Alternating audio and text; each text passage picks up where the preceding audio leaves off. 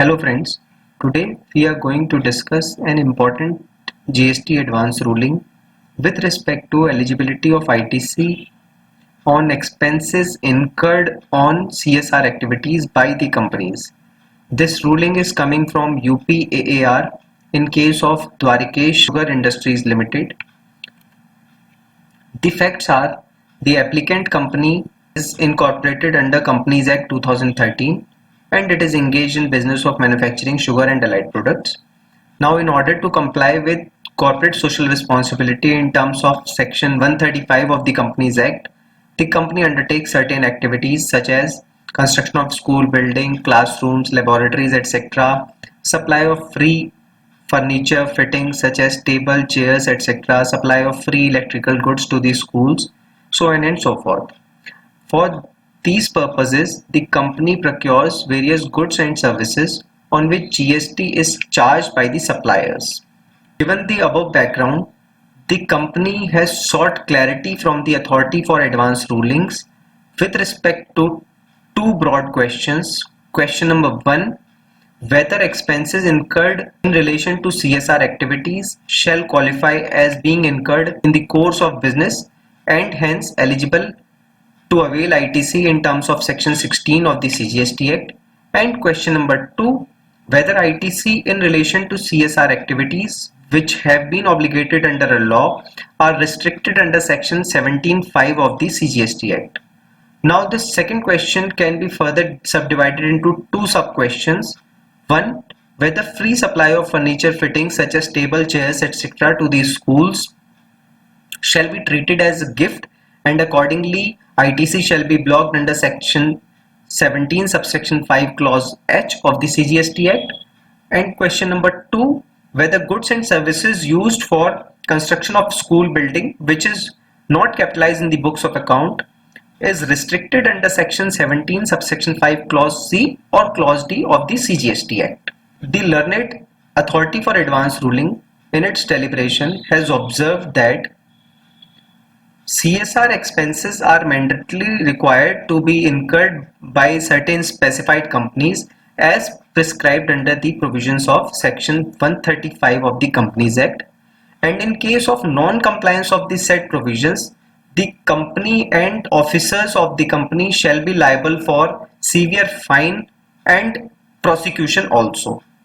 Therefore, CSR activities are an integral part of the whole business process and non-compliance of the same might lead to business disruption. Hence, any expense incurred in relation to such CSR activities which are mandatorily required under the law shall constitute expenses incurred in the course of the business of the assessee.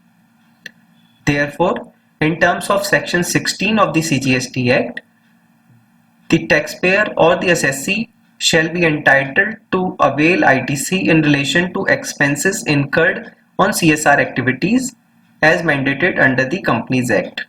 Now, with respect to question number 2, whether ITC in relation to CSR activities is restricted under Section 17 subsection 5, that is negative list of ITC under the CGST Act, the applicant has posed a question before the authority whether free supply of furnitures, fittings such as table, chairs and other electrical goods shall constitute a gift and consequently ITC is restricted under clause H to 17 subsection 5 of the CGST Act. In this regard, it is pertinent to note that gift is a term which is not defined under the CGST Act, and in the common parlance, gift is something which is given to someone out of generosity.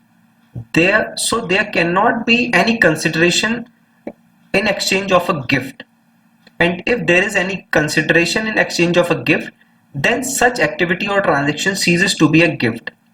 Now coming to our case, in case of CSR activities wherein the company is giving for free furniture, fittings and electrical goods to the school as part of its CSR activities, it is to be noted that the same are being given by the company under the compulsion mandated by the Companies Act, and the same are not given voluntarily.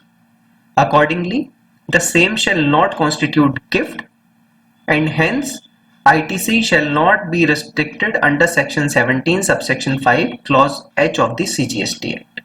Now coming to the last question, with respect to restriction over ITC on goods or services procured in relation to construction of immovable property, that is construction of school building, classrooms, laboratories, etc.